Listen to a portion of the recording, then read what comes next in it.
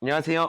저는 1차 랜선 MT MC를 맡았던 인하대학교 정보통신공학과 1호학번 허영찬입니다. 제가 새내기일 때는 자유로운 생활과 연애가 제 로망이었던 것 같아요. 그래서 뭔가 자유에 대해서 말하자면 저 고3 시절에는 육군사관학교를 가기 위해서 정말 열심히 살아왔어요. 그래서 수시도 포기하고 정시에만 몰두했었죠.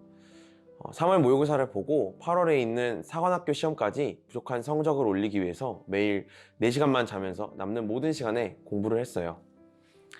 근데 저는 어른이 되면 지금의 고생을 모두 보상받을 수 있을 것이라고 위로하면서 공부를 열심히 했던 것 같아요. 근데 그렇게 시간이 지나서 수능을 보고 집에 와서 어릴 적부터 나쁘다고 배운 게임을 하는데 이상하게 아무도 말리지를 않더라고요.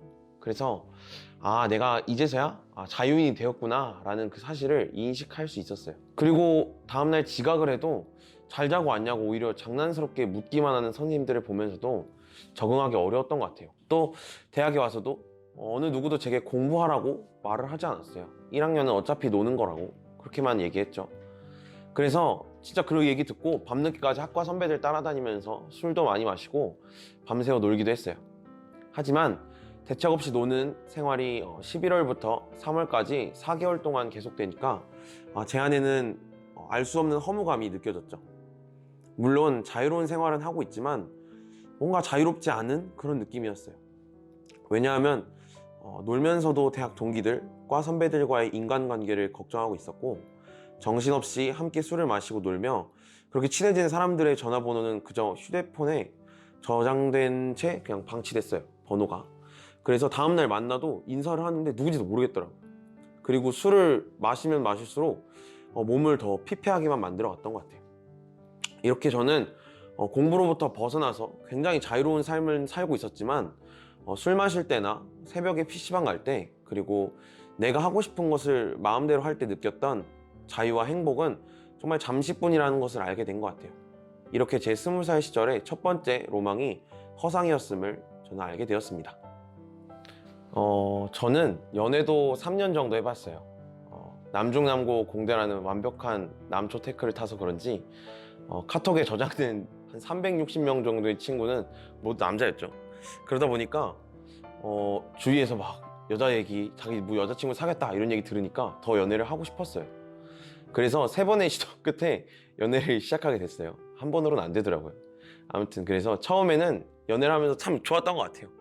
나를 좋아해주는 사람이 있구나 라는 생각도 들어서 뭐랄까 내가 뭔가 이 사람이 내 모든 것을 채워줄 수 있을 것이라고 마치 착각을 했던 거죠. 하지만 그런 생각, 뭔가 내가 내 마음의 채워짐도 약간 일시적이었다는 것을 느끼게 됐어요.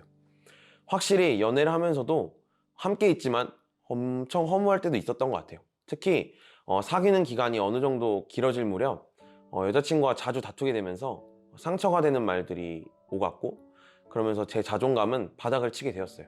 연애를 하면서 물론 서로 다투고 상처받는 것은 어찌 보면 당연한 일이지만 확실한 건 상대를 위해서 노력하려는 준비가 되어 있지 않은 그런 무분별한 연애는 오히려 상대방과 나를 그리고 서로를 오히려 괴롭게만 만들 뿐이었죠. 그래서 3년이 지나도 여전히 상대방을 존중하지 않는 전 여자친구의 모습에 실망하고 저는 헤어졌어요. 이렇게 두 번째 저희 로망은 뭔가 좀 허무하게 끝났던 것 같아요. 지금 와서 생각해보면 이전의 로망은 제가 정말로 원하는 것이 무엇인지 몰랐기 때문에 생각했던 것들이었어요. 그래서 자유로운 생활로 또는 연애로 내 안의 허무함을 채우려고 했던 것이었죠. 자유로운 생활과 연애보다 정작 더 중요했던 내가 누구인가에 대해서는 전혀 생각을 하지 않았어요.